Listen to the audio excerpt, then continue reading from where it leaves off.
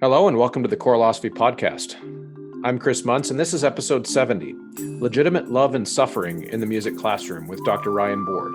Now, don't go running off because of the emo-sounding title of this episode. It's actually really quite uplifting. In fact, I would describe this episode as a very important advocacy episode. People need to understand, and they need to know, the people who make decisions about creating choral opportunities for students and for adults in our world, they need to know the power and the magic that we hold in our hands as choral directors in shaping the lives of our singers, our students in particular.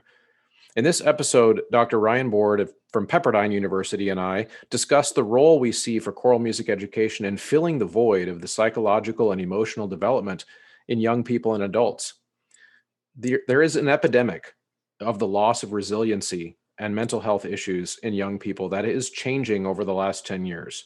It's not a normal curve when you look at those things, and this has been well documented. Dr. Board walks us through the work of psychiatrist M.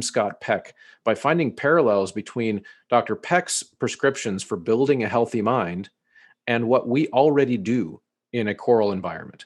He was noticing as reading this book that the things that Dr. Peck outlines in his book for how to build that healthy, resilient mind are things that we already do. And so he's going to walk through all of those. And the fact, the slides for his presentation that he did at Choralosophy Convention on this topic are in the show notes. So make sure you check in. If you're visual, you can kind of walk through the slide presentation as we talk about this.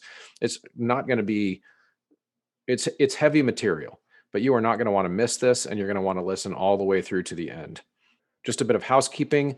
I'm going to be taking a break from interviews in July, but don't fear, you are going to continue to get podcasts throughout the summer. I am doing a whole bunch of recording in June, like a lot, so that I can have some content as we take about a month-long road trip. We're going to head out west from Kansas City and drive through Seattle, or out to Seattle, back through Idaho, South Dakota, just going to do quite a long camping and road trip.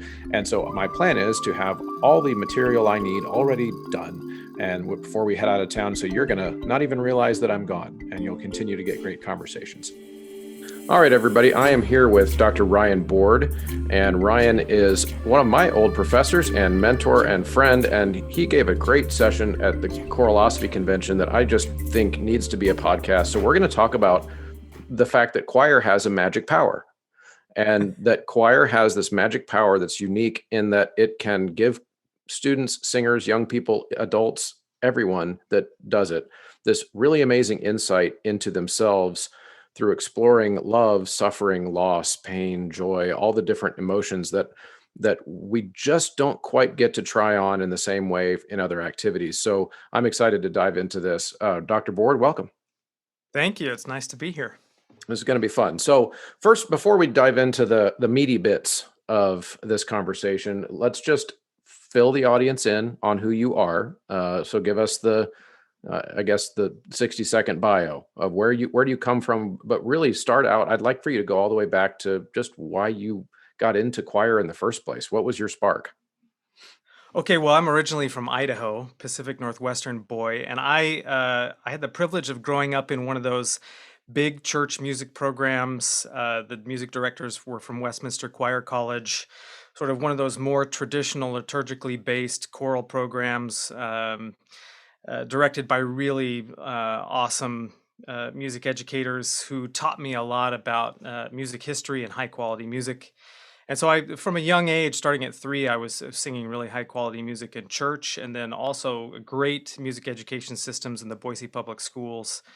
And went to the University of Northern Colorado originally to study kind of vocal jazz, and got into music education.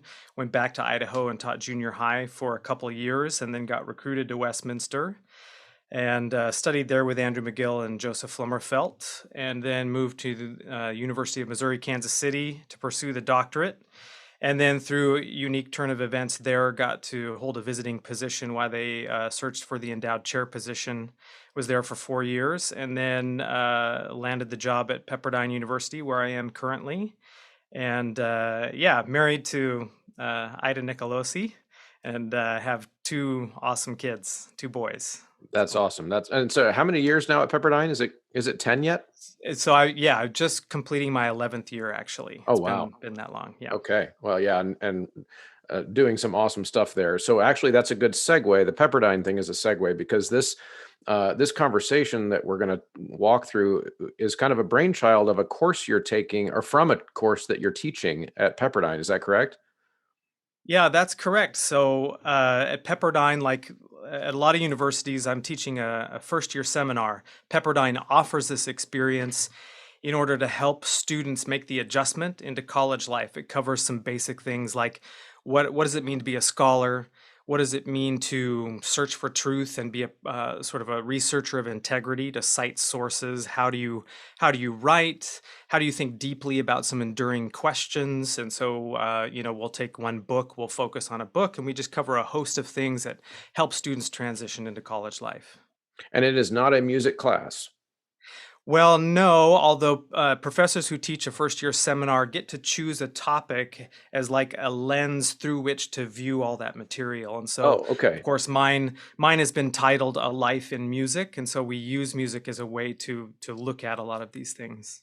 Okay, so that's interesting. So you have not all of your students in that class, the seminar class, are music students, but you're allowed to kind of make it your own in the sense that, hey, I'm a music professor, and so I'm going to speak to you in my language, but I'm going to make it apply to all of your lives in some way. Yeah, so these are majors and non-majors. It's a mixed course. Got it. Okay. So tell us about this idea of, in fact, the session that you gave is called Legitimate Love and Suffering. First of all, could you tell us what it means for love and suffering to be legitimate? Okay. It's a little bit of unpacking to do here, but and perhaps as we continue to talk through the session, I can unpack it a little bit more. But the idea is that there are certain things in sort of the social construct of the society that we live in culture, and all the ways in which we engage our culture and each other that have limited, particularly for our young people, the ability to engage in activities that help them understand what it means to suffer legitimately and love legitimately. And by suffering legitimately, we mean those things that actually present them with problems. They suffer, but then they solve them. And then by solving them, they grow. Hmm. And so a lot of the kinds of suffering, I would posit, and again, I need to say at the outset, I am not a psychologist. And so I want to point that out, but this is through some deep thinking related through music and through teaching this course. I would posit that students are met with a lot of things that cause them to suffer, but because of social media and other things, they don't get to solve the problems that they meet along the way, and then therefore they don't grow because of this. On the love end, I would say that culturally as well, they have what I would call sort of an immature view of what love is, a very surfacey picture, and don't have a lot of experiences in which to engage the kind of love that comes through suffering, in which they really grow and develop spiritually. Right. Yeah, that all makes sense. And I did a little bit of homework myself before we talked, because of course you're basing a lot of this stuff in this course. I remember from the session on an M. Scott Peck book called "The Road Less Traveled." I want to say if that's Correct. correct. Yes. And so I actually have this up here on my screen of what he says, or how he, kind of a synopsis of how he describes legitimate suffering and legitimate love, which to me made a lot of sense when I read it, because it's almost as if the word legitimate in this context is more like a verb, meaning the suffering, you legitimate the suffering by going through what he calls those 4 acts of discipline, which I know we're going to talk about later. But it's we legitimate the suffering by giving it the time that it needs for us to work through the problems. And so I think some people might hear this. People have the habit of like reading my posters for the episodes and deciding that it's going to be about horrible things. And people might say legitimate suffering, and it's, oh, as it like, so you're saying my suffering's illegitimate? Do you get to decide? that my suffering is legitimate or illegitimate. And I don't think that's what he means. I think that he means that there is a way in which we legitimate our suffering. And I think you're exactly right that the social media aspect for young people is inhibiting that for a lot of reasons, which I'm sure we'll dig into. But I just wanted to give that context because I think that's an important frame to look at it. Is that one person's stubbed toe is another person's you know spear through the chest. Like it's a little bit subjective, but there is still a process that he's outlining here to go through. Does that sound like stuff that you found in his book? Yeah, so the I recommend this book. He really beautifully and deeply and carefully outlines really tough subjects. I mean, he talks about how if he's going to try to get into defining love, he's really getting into one of the great mysteries of the universe. And so he doesn't claim to be able to define these things completely, but he helps his readers on a journey to sort of understanding where we get sort of disillusioned and where there are some truths or some universal profundities, if I can sort of make up a word there. But um, and so I would agree with you, what you said. Suffering is universal, and yet we sometimes have a tendency to think that our suffering is more unique than it is, perhaps. Uh-huh. Yep. Yeah, no, I think that's a really good way of putting it is with social media though, moves so fast. And I think this is the important thing to kind of get before we really dive into this, the kind of the why behind this project you're doing with your students. But uh, so social media takes our suffering and of course it freezes it in time. So this is kind of a weird thought, but let's say I have something horrible happen in my life and I post it online and I tell the story and I post it online. Well, the story then stays as it is. It gets memed, right? So every time somebody shares it, every time somebody comments on it, they're commenting on that moment of my suffering as it was in that one moment. And so I think people tend to then stay in that moment, right, rather than and of course, this is a vast oversimplification, but I'm trying to illustrate what I think happens, which is that we get stuck in that moment because it got frozen in time, it got shared around. We start to identify with the response we get from that sharing, and then, as Dr. Peck would say in this book, it looks like then we don't move through those phases of discipline to get to solve the problem as easily, as readily. And so I think that's going on. And I wonder if, because that actually was going to segue into my next question, because in your presentation, you had some slides that kind of related to why you chose this book and this project because of things you were noticing in your students. Can we talk more about that first before we go on? Sure. Well, it's my students, and it's the information that I think a lot of us are receiving, kind of through the psychologists and the psychiatrists and the science about our students' inability to cope. Or right now, the buzzword is resiliency, that there's a lack of resiliency among our young people. And again, I am not as connected to what's going on in the high schools, but I bet folks are noticing that there as well. But at the college level, there are some pretty fascinating numbers that are coming out. I think here at Pepperdine, they're talking about how many times over compared to 10 years ago that students are requesting access to the counseling center. And it's part of it is good. Part of it is that some of the taboo nature of reaching out for help has gone away, and that students are understanding this is a good thing. If I need help, I can reach out. But I think what folks are discovering is that there are a lot of things that students are reaching out and asking for help for, that wouldn't be necessarily categorized as any kind of a catastrophe or drastic need. In other words, it's okay, there's a grasshopper in my room and it's scaring me to death, or my roommate called me a name and I don't know how to handle it, so I'm calling the counseling center. In other words, some of these things that that students perhaps would have been able to work out on their own earlier, they're having a harder time with. And so In this book, The Road Less Traveled, one of the reasons I chose it was I wanted to just see how my students would engage subject matter that had to deal with this concept of what does it mean to suffer? Why is suffering good? Is it something that rather than seeing it as something that's bad that you can embrace and choose in fact to almost turn on its end and make it something that you look forward to? And that's one of the positions of this book, that anytime you're suffering, you're growing. And so even though it hurts, there's a part of you that can acknowledge that, and in fact that it can bring some positive feelings.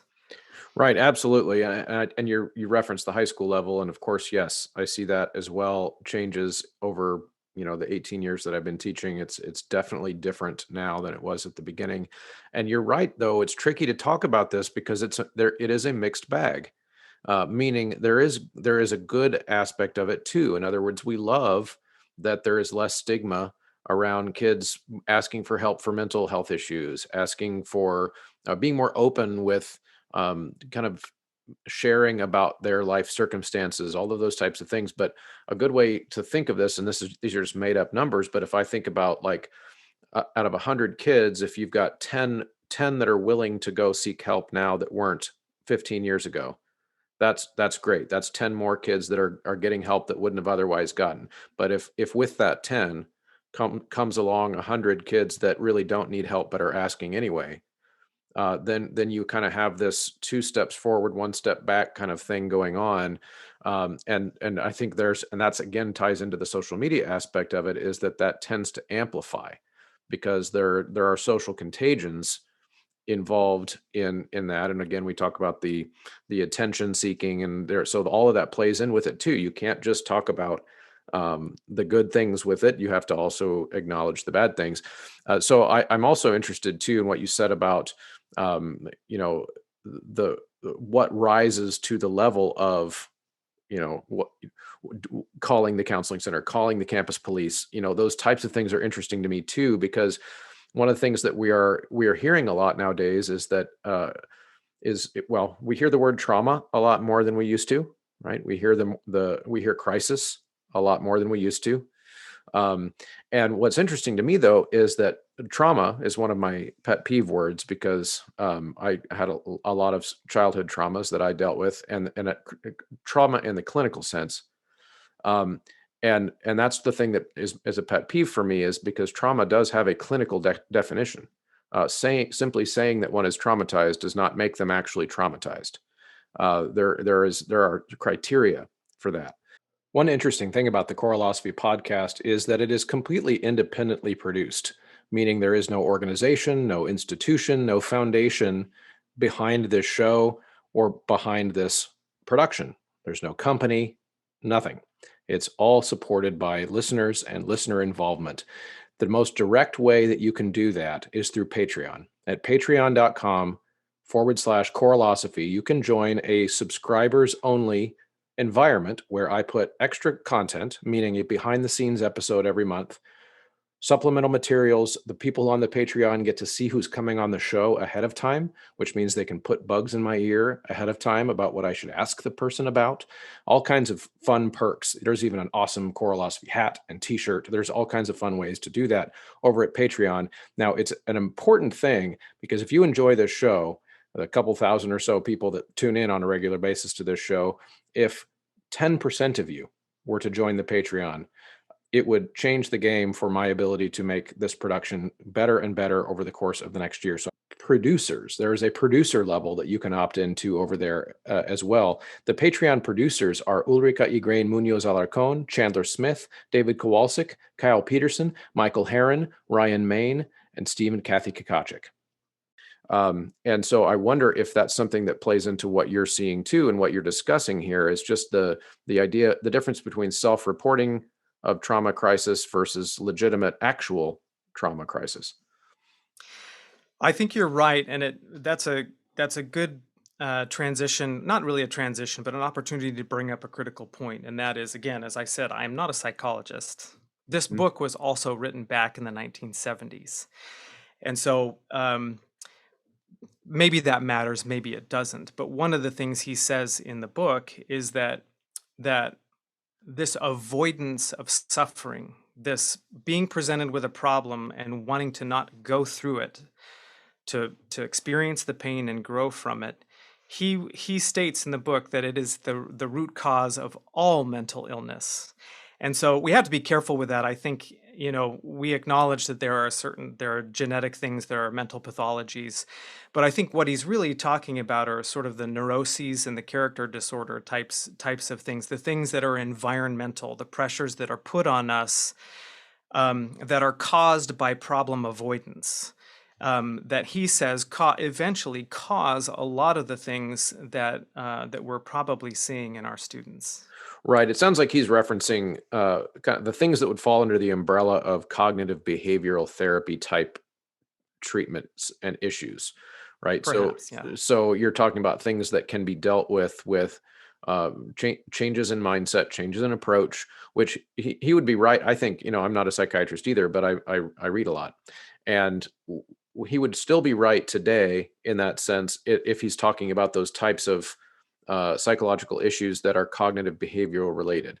Of course, now in 2020, we also know that there are certain neurological things, neurodivergence of different ways your brain functions that are not really in somebody's control. So I think you're right to point that out. That would be a distinction that would be important if he's going to say that all psychological problems are due to that. Um, he probably would no longer say that. I'm going to guess. I would agree.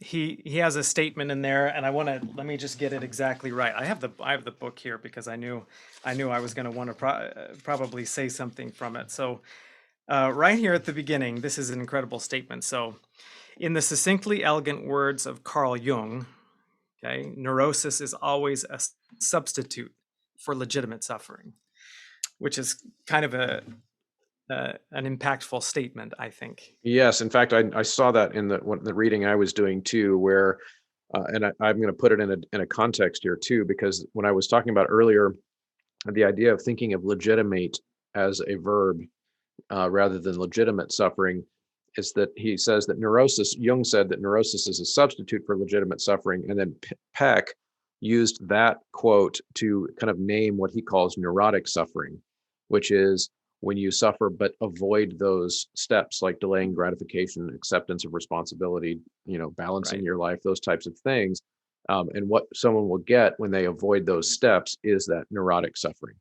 And so it's kind of when you don't legitimate, it becomes neurotic, which is just, of course, these are buzzwords for psychiatrists, I guess, but I think that puts it in a context that most people could understand.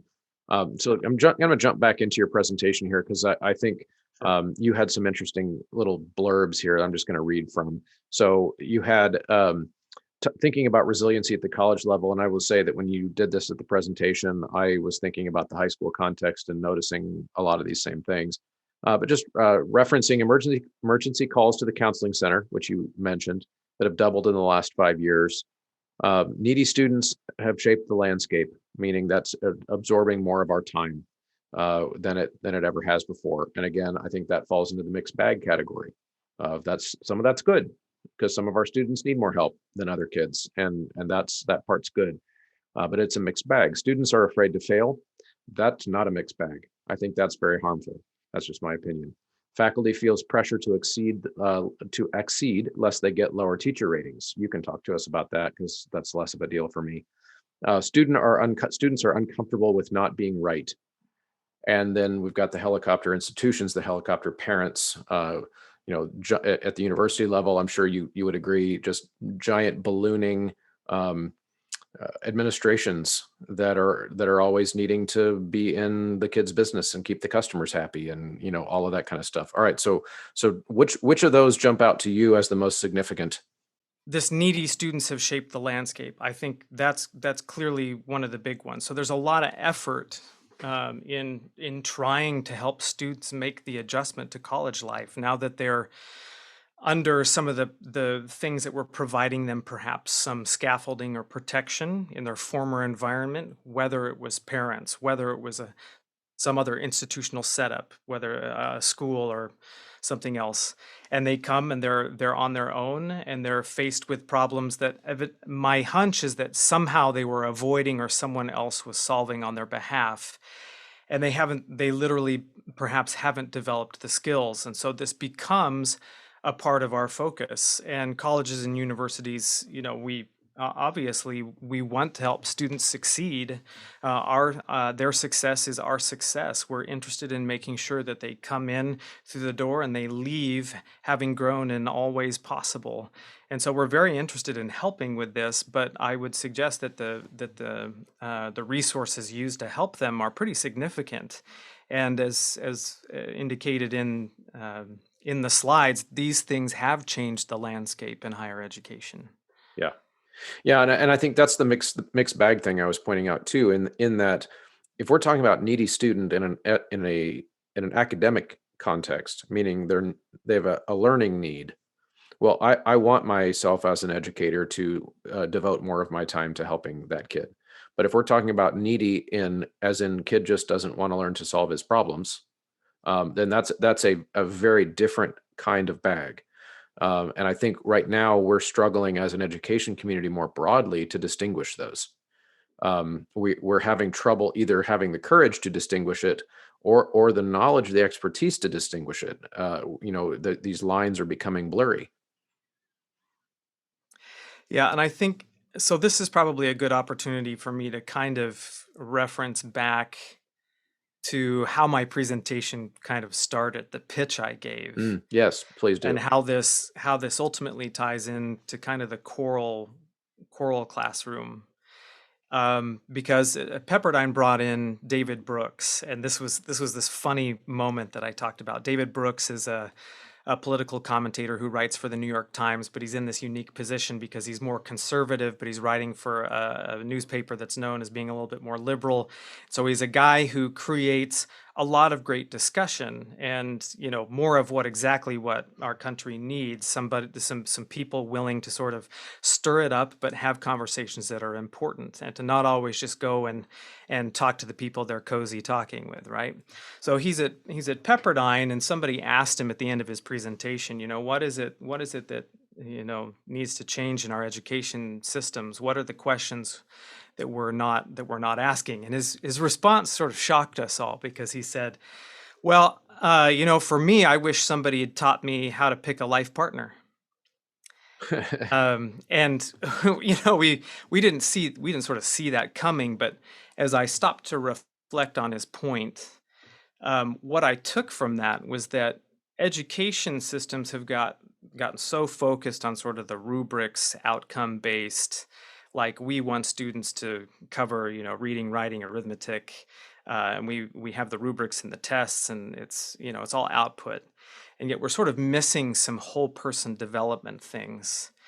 And I in jest at the conference, I talked about how the education system has a hard time dealing with profound and intimate subjects, because nowadays, especially, they're politically charged. So if you want to talk about things that divulge more into the spiritual, or for example, you can take sex education, right? They have everybody dances around sex education a lot, because in the past, things that dealt with the spiritual world, or how you dealt with talking about sex and marriage and all this stuff, was left to the home and to the church. Or that the village, and this was the point that I made, that the village mentality has been sort of fading into the background in American society. And the village used to take care of a lot of this. The community that gathered, that suffered together, that laughed together, that built together, that did all these things together and talked about these profound things outside of school, has faded into the background. The pressure has been put on school to cover these bases. And what has happened is that nobody's doing it very well anymore. And so then add on to that the fact that students are going to go, or young people are going to go and spend up to, according to the scientists and the research, it's about 8 hours average per day on their social media devices, which, if you think about it, is half the waking hours of an individual looking at a phone. That is what has become their village. Mm-hmm. And so this is their, and it's kind of a toxic psychoscape where, as you pointed out, you meander around, not really being able to actually go anywhere.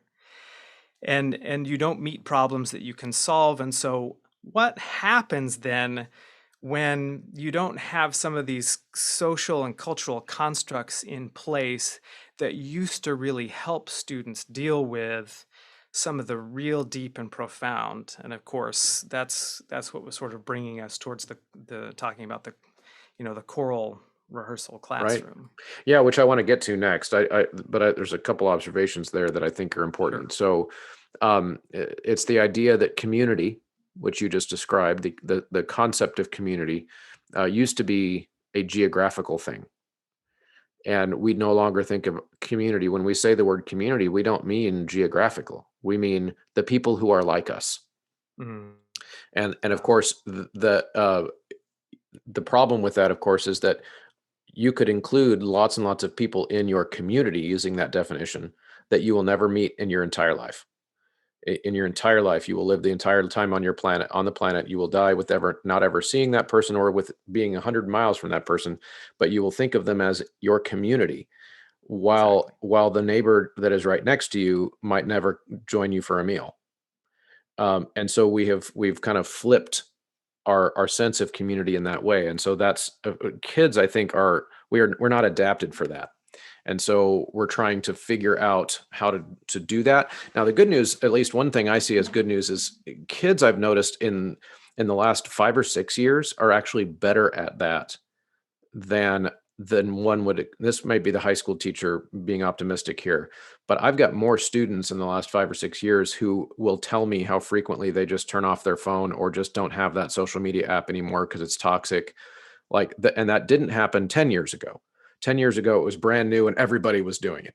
And now it's relatively normal that I have a kid. Well, yeah, I just don't use those. It just stresses me out. So I don't use it. And I'm like, oh, cool. So maybe there's an adaptation happening. So I just thought I'd point that out. But then the other thing that's interesting about that too is that you mentioned the oh, no, I'm going to blank. That's okay. I'll cut that part out. So let's actually take it into the choir classroom. How does this apply to us? And what I get the sense we're going to swoop in and save the day here. That's what we get to do. Yeah, so that's the fun way to put it. Obviously, it's not quite like that, but what I would like to suggest is that the choral classroom, or at least the music classroom, and some unique elements of the choral classroom specifically, provide a really sacred and profound space that is missing almost everywhere else, maybe even outside of school. So maybe students are missing it at home. If they go to church, they're missing it at church. They can't find it on the football team. They can't, they certainly don't find it on social media. And so what are those things? We can talk to the audience here about that, but I think I'll start off by saying that as I was reading the central tenets of the thesis points in M. Scott Peck's book, in a number of places, I started to see this correlation between the things that he was talking about that were missing, in other words, for students to be able to grow as a human being. And yet I was sort of discovering and thinking of my own experience as a musician in ensemble music making, and seeing that these things are very much there and provided richly. And so that was kind of where I started taking this and developing this idea is, wow. I mean, of course, I'm biased. I think what we do is pretty special. We come into the room, we create art, we do it as a group, all those things that we know. But to see it through the lens of this book on suffering, and how we're missing out on legitimate suffering, and in our search for what really matters, I was struck by the fact that a lot of these things are quite present in the choral rehearsal room and in choral performance. Hmm. Yeah, I think you mentioned in the session, which I thought was really good, which is that in choral music, we don't necessarily have to experience the suffering directly in all the cases. We get to try it on. We get to Right. experiment with the emotions. So like maybe say a poet has written something gut-wrenching about a suffering time in their life. We don't actually have to experience it, but we get to try on that emotion. We get to live with it for a significant amount of time as we rehearse the piece, over weeks or months or whatever it is. And we've really started to empathize. And I think that's really the empathy is the key word that we get to develop in choral music. We get to empathize with people from across time, across continents, and live in their skin, live in their shoes for some period of time, and then take it off and try on other things. Right. Yeah. So you're kind of poking at these transitional moments in life. M. Scott Peck says the spiritually developed person, or the person who matures appropriately through their life, transitions through certain phases of suffering, sort of letting go. And of course, the final one, of course, is letting go of life itself, the acceptance of death. But there are these transitional points through life, and we can come back to some of these, but take for example a piece that a lot of people know. So Eliza Gillickson's Requiem, Oh yeah.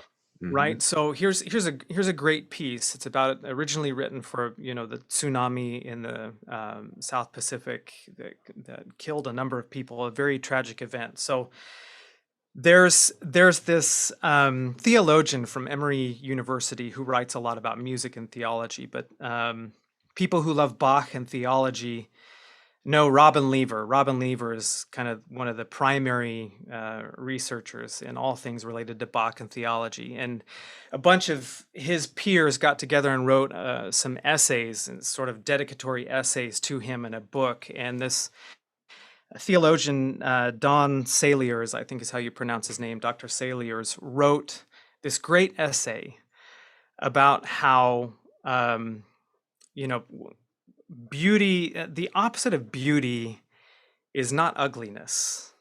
I mean, it's hard. We have trouble defining beauty. Beauty is another one of these enduring questions. What is beauty? Like, what is truth and what is love, and etc.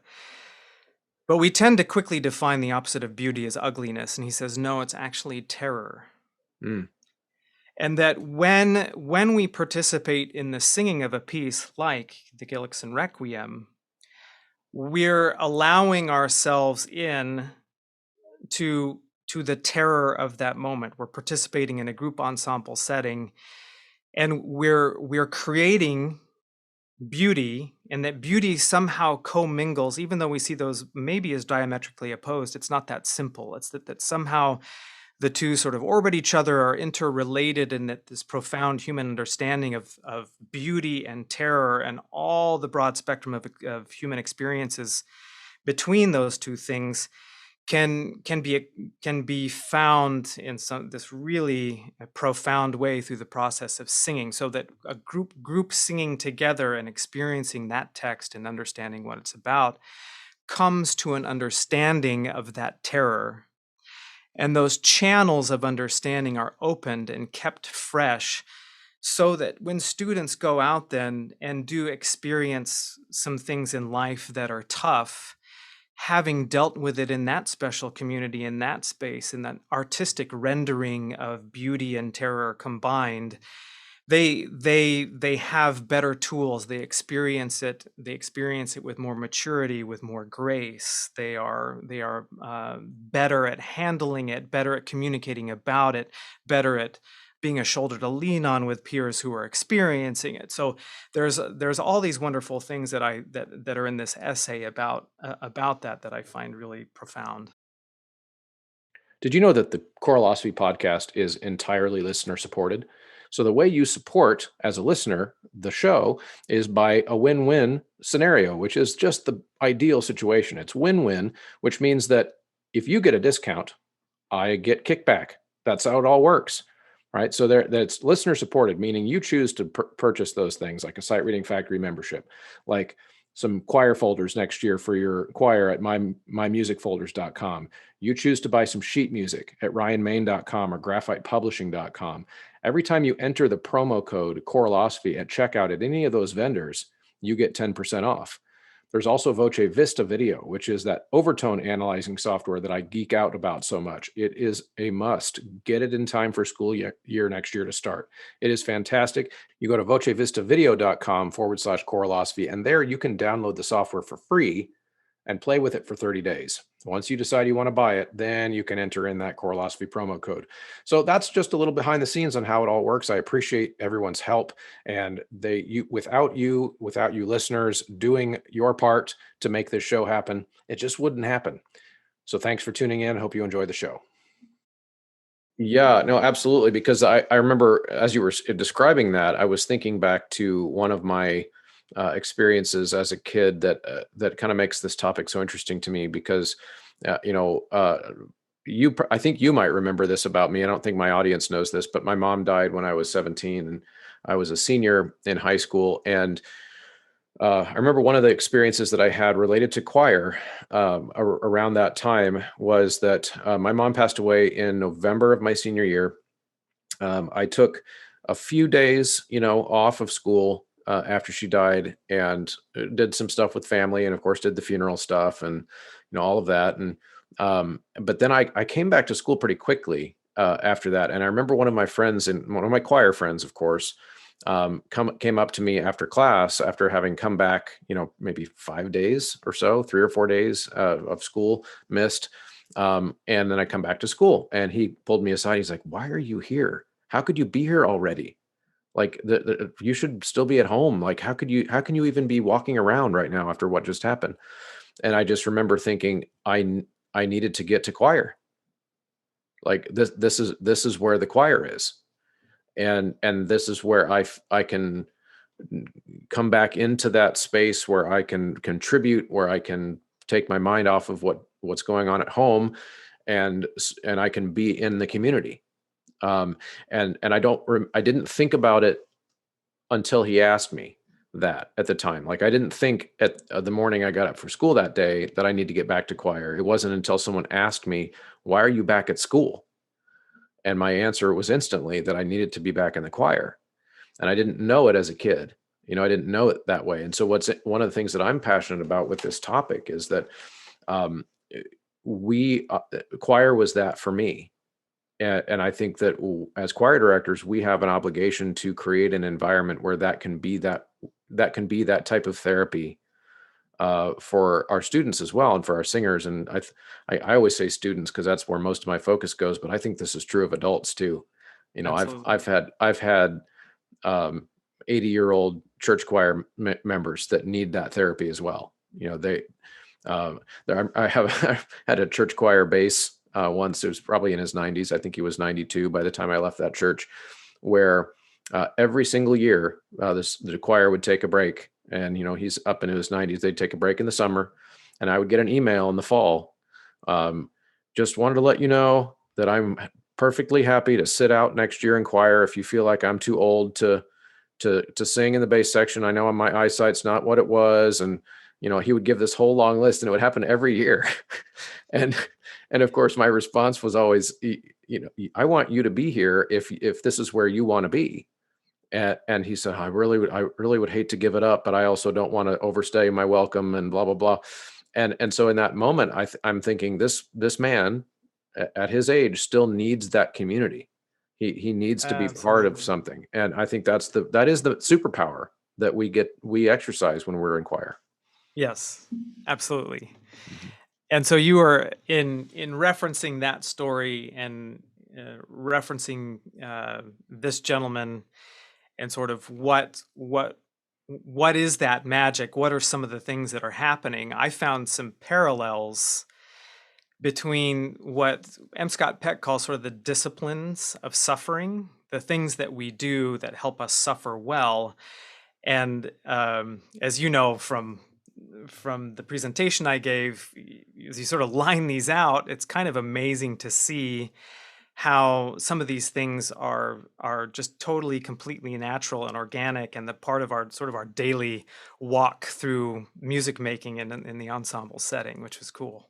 Yeah. Now, will you outline those ones for the audience? Sure. So I'll outline them, and what's great is all the choral musicians out there listening to this, what you're immediately going to start lining up some things in your mind. Oh yes, this is what I do every day, or what we do every day. And so that's kind of the fun part of this, or the illuminating part of this. So the first skill that he talks about, the skill of discipline, that helps us suffer well, he calls delayed gratification. So he says this is the process by which you put the things you want to do after the things you don't want to do. And he says this is the only decent way to live. He says by doing so, you suffer first so that you experience the joy later, and the joy isn't sort of tempered by the fact that the suffering has not yet come, right? So we all understand this, and yet it is a thing that we do not like to do as humans sometimes, is to delay gratification. So clearly, as choral musicians, this is in everything we do, right? We walk into the first rehearsal, and unless, my joke was sort of, unless your voce 8, your first rehearsal oftentimes doesn't sound very good, and it takes effort. You have to live with it. You have to earn your stripes through the rehearsal process. And yet through time, and with the help of friends, and with this group endeavor, and everybody helping each other up and picking each other up and keeping on going, you learn. And you get the reward later. Same thing with, I know you talk a lot about the sight singing that you do, how you establish that tough regimen at the beginning, and then somewhat quickly and surprisingly, the students start to see and experience the benefits of that. And then what the dividends that pays exponentially later on are enormous. And so they learn something incredible about delayed gratification and hard work up front. So that's one of the things. The other skill of and stop me anytime if you want to talk about No, anything, go for it. Another skill of discipline that helps us suffer well is acceptance of responsibility. And so one of the things I like about this is, and I would say that our bands and our orchestras experience this even more, but our singers come into the classroom and everybody's got to do their part and do their part right. They've got to match the vowel. They got to get the right pitch. They got to listen. And we're only as strong as, our weakest singers. And so, everybody has to accept responsibility for the role that they play in this group endeavor to reach the goal. And there's no one else to blame. And they're a part of a team, right? They have to do this. I always laugh, because right now, at least higher education institutions are very much into assessment, and we sort of have to qualify. Did your students actually learn anything this semester? And I always say, well, did you come to the concert and see, the 800 people stand up and give the standing ovation because, we gave a great concert? This is something we do really well. The third skill, and again, these are, I am using M. Scott Peck. These are M. Scott Peck's skills of discipline that help us learn to suffer well. And I'm applying them to sort of what we know about choral rehearsals and choral music making. And this one's called dedication to truth. This one's a little bit harder, but you were sort of getting at it here. Truth is one of those big enduring questions, right? It's a mystery. You can, as soon as somebody wants to try to define something as absolute truth, there's a philosopher or 100 philosophers that tell you, well, you're actually wrong. But maybe a way to think about this in a little bit more proactive way is to think of, if we consider what is truth, or what is it that really matters. And so I would suggest that in the choral rehearsal room, that space provides singers the opportunity to discover the difference between surface and substance. And that one of the great profound truths that I think our entire society and culture is suffering from is being able to understand what is surface and what is substance and what really matters, and to sort of be able to separate the wheat from the chaff of all the information that comes our way. Mm-hmm. And if I may, a lot of the people on the podcast will know Dr. Flemmerfelt, and this great book written by Donald Nally, Conversations with Joseph Flemmerfelt, sort of co-authored, if you will, by Donald Nally and Joseph Flemmerfeld, and he really gets at this, and he talks about many people mistake surface for substance, which is a cultural affliction of our time that affects the education of musicians. Consider schools of music, high-powered schools that turn out instrumentalists who play with great virtuosity and great brilliance. And you say, okay, it's kind of impressive, but now what? And singers, good Lord, I call certain ones sound machines, people with extraordinary voices who pay thousands and thousands of dollars to develop their voices, but seem to stay focused on the sound and fail to connect with what motivates musically, right? And so Mhm. no one has led them to understand the truth, whether in music or in life, that it flows from the inside out, not the other way around. And then Donald Nally says, well, Marcel Proust wrote, our vanity, our passions, our spirit of imitation, our abstract intelligence, our habits have long been at work, and it is the task of art to undo this work of theirs, making us travel back in the direction from which we have come to the depth where what has really existed lies unknown within us. And that's sort of the brilliant thing. It's really kind of the choral rehearsal room where you have that, again, that sort of indescribable magic that is truly palpable, and it provides something, this understanding, hey, this is not a show, this is not tricks and gimmicks, this is really something of substance, something really profound has happened here. And it's a little hard to describe it, a little hard to put your thumb on it, and yet anybody who's been in there knows it, and then they know how to take that out into the world and recognize surface and substance out there. It's a Mhm. really, I think, a wonderful tool that we provide for our students. And then finally, the last one is balancing. And balancing is this ability to continually strike and restrike a balance between all the forces at work um, that cause you to stumble and experience pain and deal with it. And it's here where I suggest students learn less from the act of music making, but more from observing the teacher.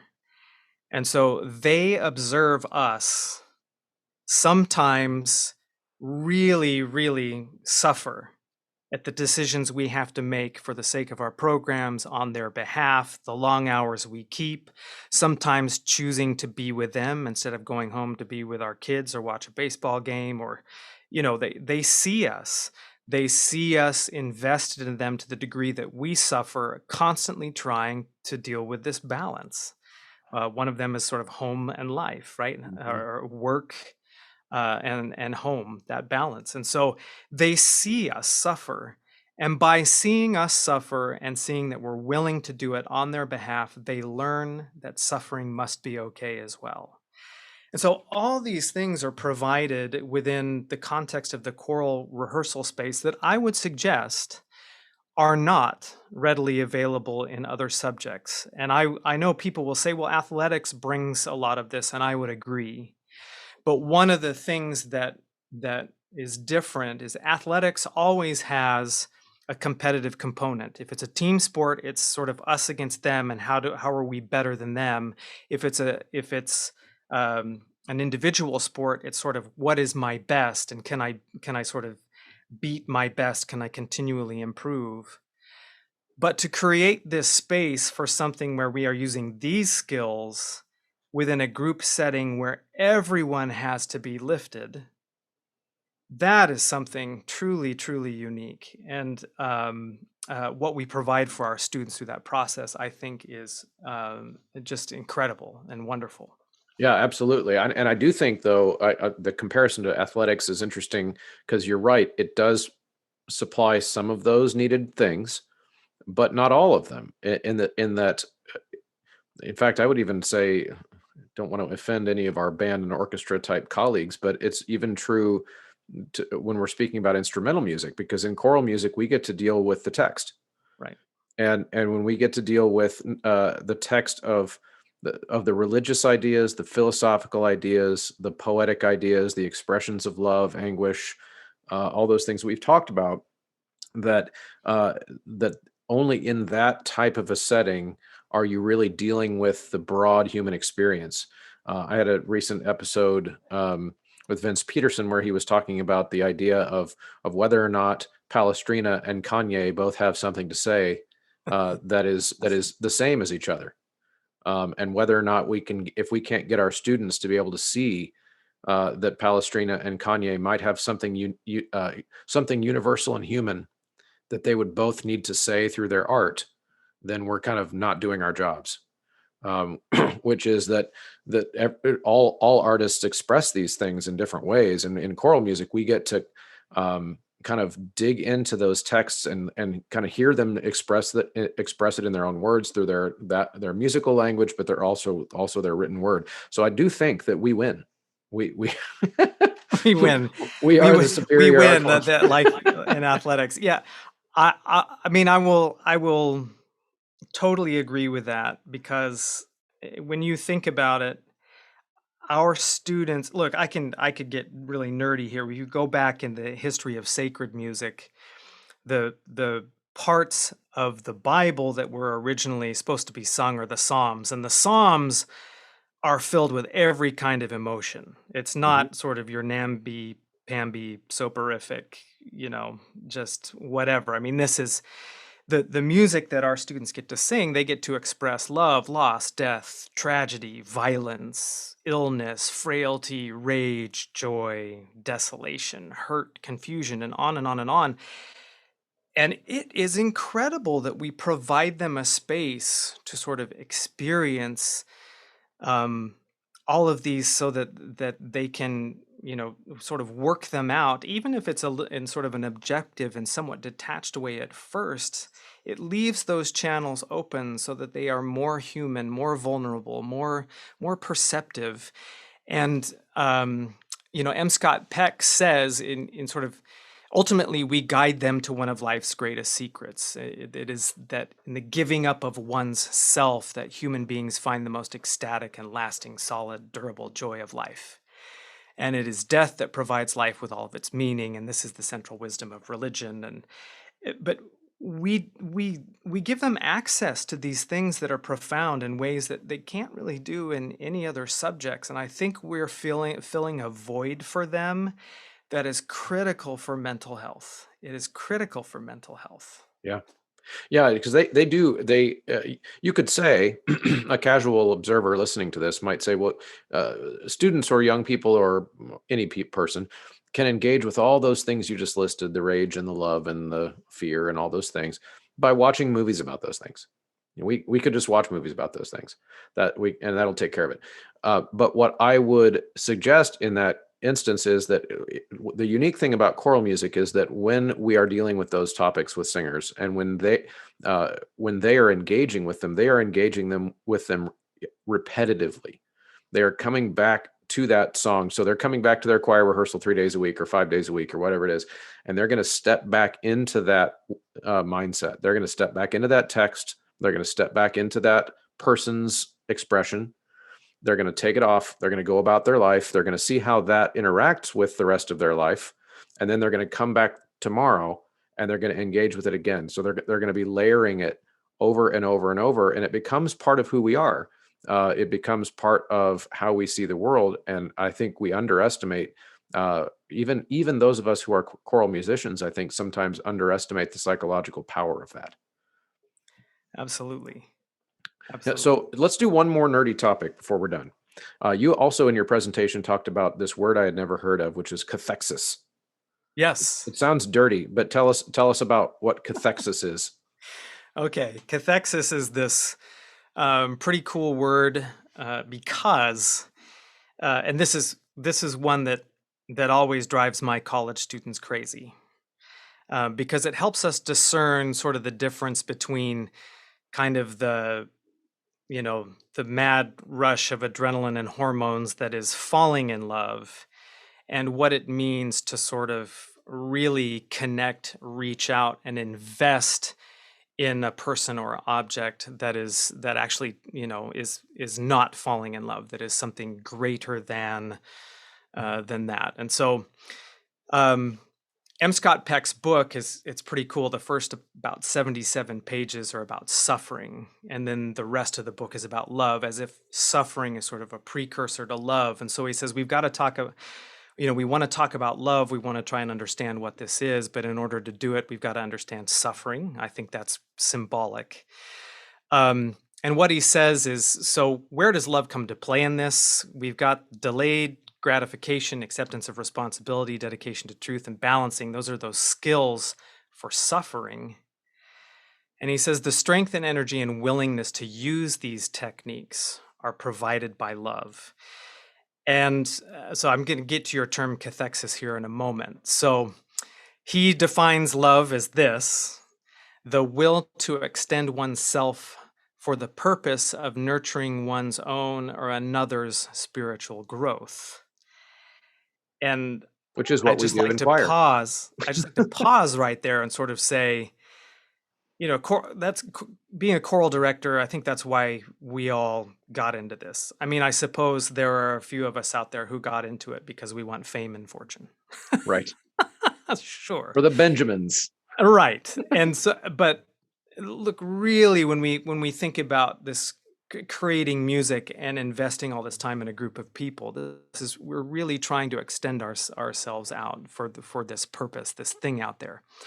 So again, I'm leading up to cathexis because you got to kind of lead up to it, and it takes a little time. So love is not falling in love, right? And so our American culture and all of its Disney wonder is built on this idea that we just sort of fall in love and happily ever after, and despite the harsh reality of the world, which constantly breaches this fantasy, we hold on to it like, please, this falling in love has to be the real it. But in contrast, psychologists use this word cathexis, and it's similar to falling in love, but it's the thing that provides the long-lasting, true, more significant thing. And so M. Scott Peck defines cathexis as this: when we extend our limits through love, we do so by reaching out, so to speak, toward the beloved, whose growth we wish to nurture. For us to be able to do this, the beloved object must first become the beloved to us. In other words, we must be attracted toward, invested in, and committed to an object outside of ourselves, beyond the boundaries of self. Psychiatrists call this process cathexis. Mm-hmm. And what at the Choralosophy conference, I read out of the book where he gives an example of a man who's cathected to his garden. He wakes up early on Sundays. He neglects his wife to work in his garden. He invests in fertilizers and soils. He loves his flowers. He thinks about their future. He protects them from, the spring freeze that comes. In other words, there is this investment. It's a verb. It's an extension of oneself, whereas falling in love takes sort of no effort. You just sort of fall, right? It's sort of a hormonal thing, biological thing that happens. And so we want to differentiate that, because when our students come to choir, they come to choir because they are developing a cathexis.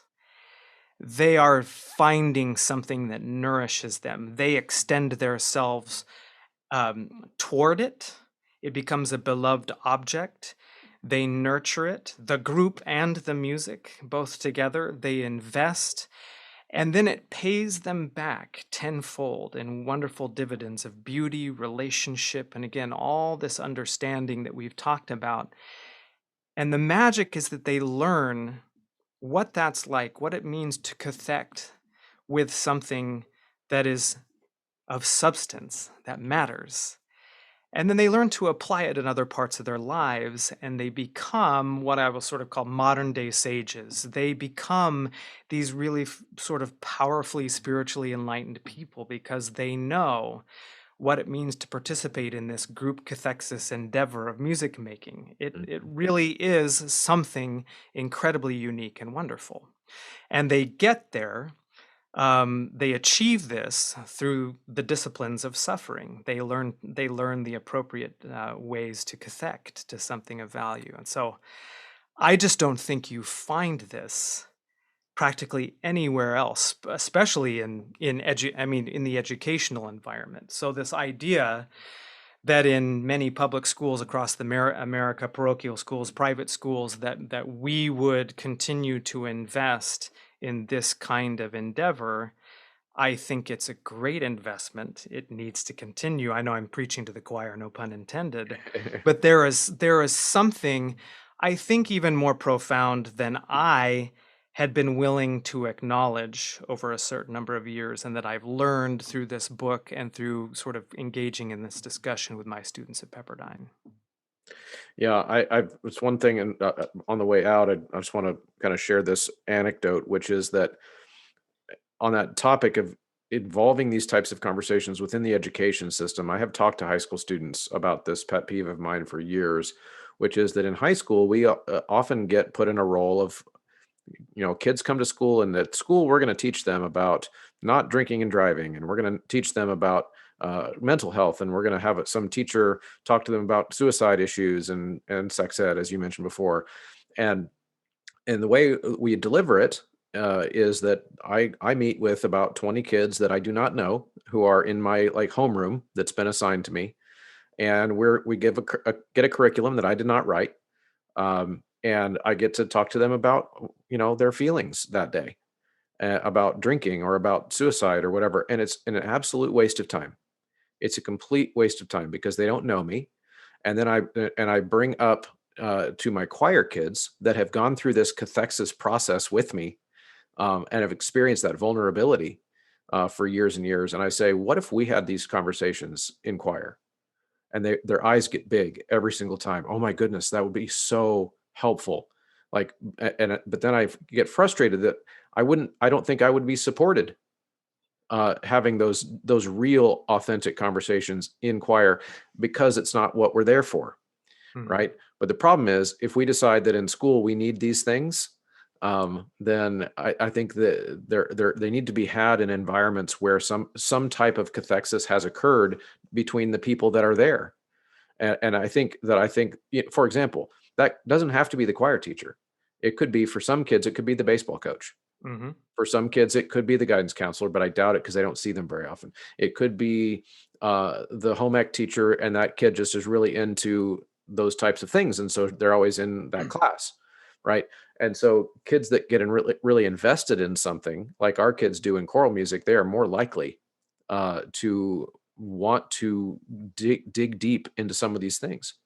I oftentimes sort of drop my jaw at the fact that in that cathexis environment, the way in which the walls have come down and the ways in which the channels have been opened in which to reach sort of the deepest levels of communication and touch on the broadest spectrum of the human experience, it's sort of staggering.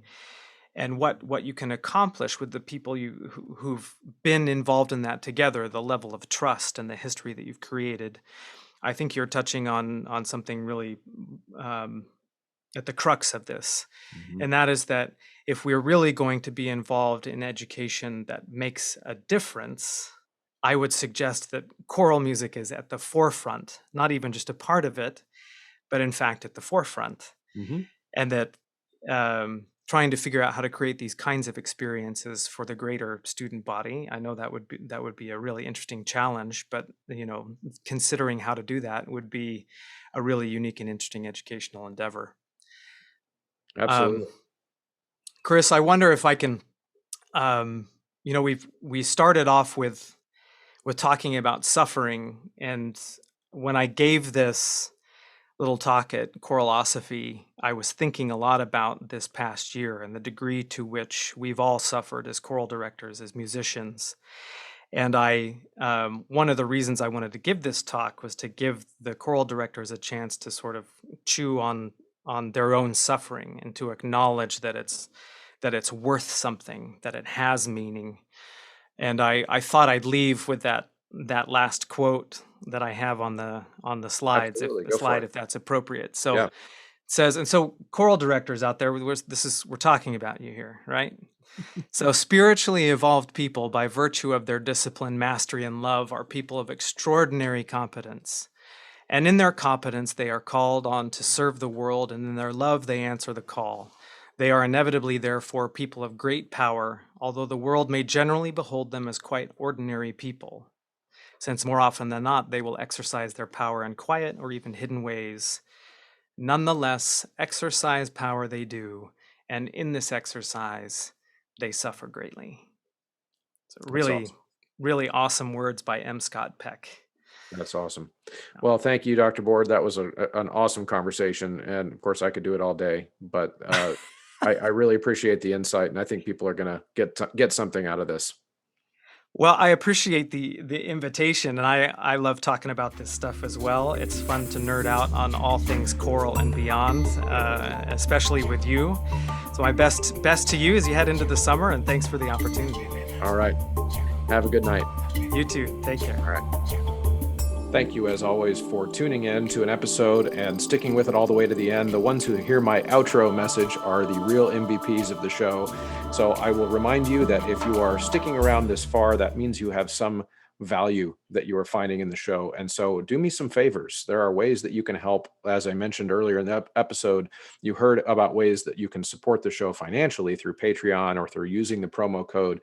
But even if that's not a possibility for you, it helps me a ton when people share, when people comment, when people ask questions, when people drive the conversation so that it continues to beat the algorithms of social media and put good, healthy conversations in front of choral people and people in general.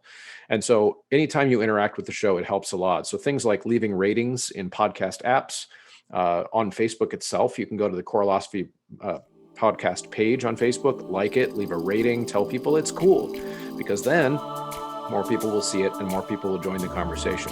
Of course, there are also the formal communication forums like Choralosopher's Facebook page, so join over there if you're not yet. And you can also just send me an email, choralosophy@gmail.com. Thanks a lot for listening, everybody. See you next time.